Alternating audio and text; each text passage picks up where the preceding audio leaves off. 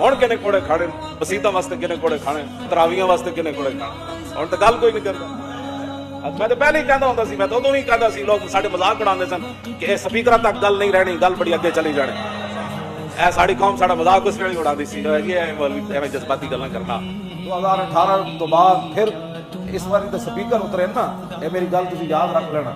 जे तुसीं इन्हां नूं दोबारा वोट दिते ना, इन्हां विचों किसी नूं भी मस्जिदां दे जिहड़े मीनार हन ना, ये भी छोटे साहिब हो जाणे।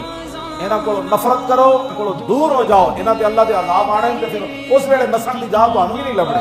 अज ज़ालमां नाल अलहदा हो, या अल्लाह इन्हां ज़ालमां नाल साडा कोई ताल्लुक नहीं जिन्हां मुमताज़ काजरी नूं तख्तेदार ते लटकाया, जिन्हां मस्जिदां दे स्पीकर लाए, जिन्हां कुरान हदीस ते पाबंदियां लाइयां, जिन्हां दुरूद सलाम ते पर्चे कट्टे, जिहड़ा बाजार विच ताजदारे खत्म नबूवत दा स्पीकर लाण वाला जुर्म है। 10 रुपए किन्नू बेचना जायज होवे ते तुसीं ओ की समझदे हो उत्थे की होण लगा?